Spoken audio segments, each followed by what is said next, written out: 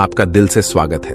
सही कहा है किसी ने, चिंता और चिता में सिर्फ एक बिंदु का फर्क होता है। इस दुनिया में कुछ लोग बेवजह चिंता करते हैं, बिना किसी कारण ही अपने आप को और मन को परेशान करते रहते हैं। चिंता हमें बीमार करती है।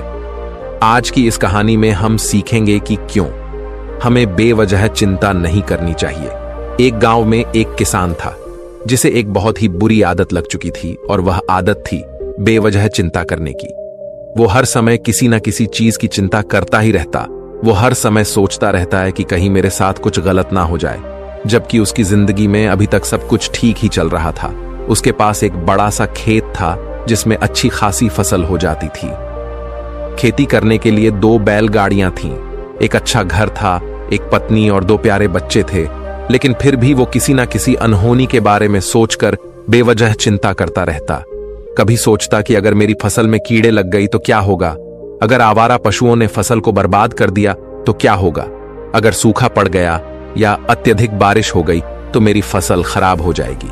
ऐसे ही वो भविष्य की अन्य बातों के बारे में सोचकर बेवजह चिंता में डूब रहा था, जैसे कि कहीं खेती के समय मेरे बैल बीमार ना पड़ जाए, मेरे बच्चों का भविष्य कैसा होगा, कहीं बुढ़ापे में मुझे कोई बड़ी बीमारी ना हो जाए, मेरे बच्चे बुढ़ापे में मेरा ख्याल रखेंगे भी या नहीं, वगैरह वगैरह।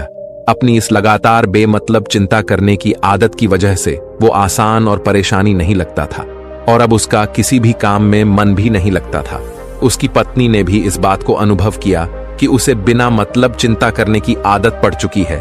उसने उसे कई बार समझाने की कोशिश भी की, तुम बेवजह चिंता करना छोड़ दो, लेकिन उसके समझाने का कोई मतलब नहीं रहा। उसे पता चला कि नगर में एक महात्मा आए हैं जिनके पास सारी समस्याओं का हल है। फिर एक दिन वो उसे लेकर एक बौद्ध भिक्षु के आश्रम में पहुंची। बौद्ध भिक्षु बहुत ही बुद्धिमान और ज्ञानी व्यक्ति थे। किसान और उसकी पत्नी अपनी सारी समस्या बौद्ध भिक्षुओं के समक्ष रख दी। किसान ने कहा, महात्मा, मैं हर समय किसी न किसी बात की चिंता करता रहता हूं। मैं ज्यादातर उन बुरी चीजों के बारे में और फिर कभी अपना हाथ अपने सिर पर रखते तो कभी जमीन पर। वो बहुत ही चिंतित और बेचैन चकर चिंतित होता रहता हूं, जो अभी तक मेरे साथ हुई भी नहीं। किसान की समस्या को पूरे ध्यान से सुनने के बाद बौद्ध भिक्षु ने कहा, ठीक है, तुम दोनों कल सुबह आना और फिर मैं तुम्हें तुम्हारी समस्या का समाधान बता दूंगा। अगली सुबह जब किसान और उसकी पत्नी बौद्ध भिक्षु के आश्रम में पहुंचते हैं तो देखते हैं कि बौद्ध भिक्षु बहुत ही चिंतित अवस्था में जमीन पर पालथी मारकर बैठे हुए हैं और उनके सामने एक दूध से भरा गिलास रखा हुआ है। बौद्ध भिक्षु बार बार उस दूध के गिलास की तरफ देख रहे हैं और फिर कभी अपना हाथ अपने सिर पर रखते तो कभी जमीन पर वो बहुत ही चिंतित और बेचैन दिखाई पड़ते थे। ये देखकर किसान ने पूछा, महात्मा, आप इतने परेशान क्यों लग रहे हैं? आपके समक्ष दूध रखा है, आप इसे पी क्यों नहीं लेते? महात्मा बोले, मुझे चिंता हो रही है कि कहीं इस दूध को बिल्ली ना पी जाए या फिर मैं कहीं जाऊं, और तो क्या पता या दूध कहीं गिर जाए। मैं दूध को पीना तो चाहता हूं, लेकिन मेरा भी मन नहीं है। मैं तो यही सोच रहा हूं कि अगर ये दूध खराब हो गया या कोई गंदी चीज इस पे पहुंच गया तो फिर क्या होगा? इतना सुनकर किसान जोर जोर से हंसने लगा। किसान ने हंसते हुए कहा, महात्मा, इसमें इतनी चिंता करने वाली कौन सी बात है? ये दूध ही तो है। अगर इसे बिल्ली ने गिरा दिया, ये खराब हो गया या फिर किसी ने इसे पी लिया तो क्या हो गया? ये आपको दोबारा मिल जाएगा, और वैसे भी आपका चिंता करना व्यर्थ है, क्योंकि ना तो अभी इसे बिल्ली ने गिराया है, ना ही खराब हुआ है, और ना ही अभी इसे किसी ने पिया है, और हो सकता है कि भविष्य में ऐसा हो भी न। किसान के मुंह से ये बातें सुनकर बौद्ध भिक्षु मुस्कुराए और बोले, मैं भी तो तुम्हें ही यही समझाने का प्रयास कर रहा हूं कि भविष्य की उन घटनाओं की चिंता करना व्यर्थ है जो अभी हमारे साथ हुई ही नहीं, और बहुत बड़ी संभावना है कि वो कभी होगी भी नहीं, और अगर हो भी गई तो जिस चीज को तुम्हें एक बार हासिल कर सकते हो उसे तुम दोबारा भी हासिल कर सकते हो, और अगर नहीं कर पाए तो कोई बात नहीं, क्योंकि समस्याओं के आने के साथ ही उन समस्याओं का सामना करने की हिम्मत भी अपने आप ही आ जाती है। ये बातें सुनने के बाद किसान को लगा जैसे किसी ने उसके गाल पर एक थप्पड़ मारकर उसे नींद से जगा दिया हो। उसे महसूस हुआ कि वो भी तो यही गलती कर रहा है। वो भी तो भविष्य की उन घटनाओं के बारे में सोचकर चिंतित हो रहा है जो अभी तक घाटी ही नहीं और शायद कभी घटेगी नहीं। वो और फिर बौद्ध भिक्षु के चरणों में गिर पड़ा और कहने लगा, इतनी आसान में मुझे मेरी गलती का एहसास करवाने के लिए आपका बहुत बहुत धन्यवाद, और मैं आज से पूरा प्रयास करूंगा, मैं बेवजह चिंता करना बंद कर दूंगा। जापान में एक लोकप्रिय कहावत है, अगर तुम चल रहे हो तो सिर्फ चलो, अगर तुम खा रहे हो तो सिर्फ खाओ, लेकिन एक समय में सिर्फ एक ही काम करो, चिंता ना करो। इस लोकप्रिय कहावत के अर्थ ने मुझे हैरान कर दिया था, और सच कहूं तो मुझे ऐसा लगता है कि कहावत के अर्थ में ही वो राज छुपा है जिससे अगर किसी ने अच्छे से समझ लिया और अपने जीवन में उतार लिया तो वो चिंता के बंधन से ही हमेशा हमेशा के लिए मुक्त हो जाएगा। इस कहावत के अर्थ के बारे में हम आगे बात करेंगे, लेकिन उससे पहले देखते हैं कि हमारे दिमाग में इस तरह के विचार से ज्यादा चल रहे होते हैं।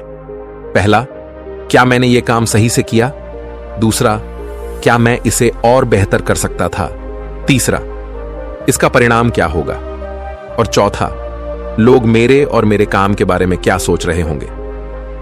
ये ऐसे कुछ विचार हैं जो हमारे दिमाग की सिस्टम में ज्यादातर समय चलते रहते हैं, लेकिन हमें पता नहीं चलता क्योंकि हमने इन विचारों के साथ जीना सीख लिया है। और हमारा दिमाग काम भी ऐसे ही करता है कि अगर हमने इसे किसी काम को कई बार करवा लिया तो फिर ये उसे अपनी आदत बना लेता है और फिर हमारे चाहे बिना भी उस काम को करने का प्रयास करता है।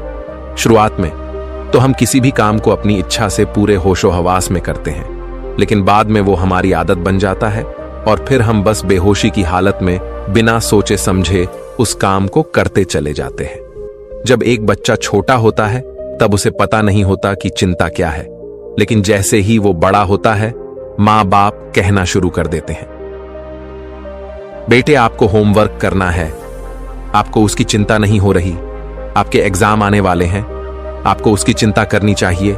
और ऐसे ही ना जाने कितनी सारी चीजों के लिए बच्चों के आसपास के लोग उसे चिंता करने के लिए कहते हैं और वो छोटा बच्चा इस बात को मान लेता है। ये अच्छा, किसी भी काम को करने के लिए हमें उसकी चिंता करनी पड़ती है और फिर वो भी किसी काम की घटना के बारे में बार बार सोचने लगता है। शुरुआत में तो वो ये काम जानबूझकर करता है, लेकिन धीरे धीरे उसका मन इसे अपनी आदत बना लेता है और फिर ना चाहते हुए भी उसका मन एक ही विचार के बारे में बार बार सोचता रहता है और फिर वो अपनी पूरी जिंदगी चिंता के इस जाल में फंस कर रह जाता है। लेकिन अब प्रश्न यह उठता है कि इसका समाधान क्या है? तो इसका समाधान है ऊपर बताई गई जिन कहावत का अर्थ यानी जागरूकता। हमें अपने विचारों के प्रति जागरूक होना पड़ेगा। हमें थोड़ी देर रुककर इस बात पर ध्यान देना होगा कि कहीं हम ना चाहते हुए भी एक ही घटना के बारे में तो बार बार नहीं सोच रहे हैं।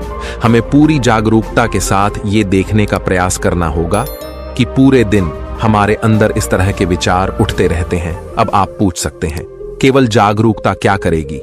मैं कहता हूं, या काफी है? ये मन को शांत करने के लिए पर्याप्त है, मन को अपने स्वभाव का एहसास कराने के लिए पर्याप्त है। और जीवन में जागरूकता लाने का सबसे आसान तरीका है ध्यान करना। ध्यान करने के दौरान अपने विचारों पर ध्यान देना, और जब आप पूरी जागरूकता के साथ अपने विचारों पर ध्यान देना शुरू कर देंगे तब आप पाएंगे कि आपके मन में चलने वाले गैर जरूरी विचार एक एक करके अपने आप ही गायब होना शुरू हो जाएंगे और फिर आप एक आनंदित और शांत जीवन अनुभव कर पाएंगे। तो दोस्तों, कैसी ये कहानी आपको अच्छी लगी हो तो इस वीडियो को लाइक करें और ऐसी और कहानी सुनने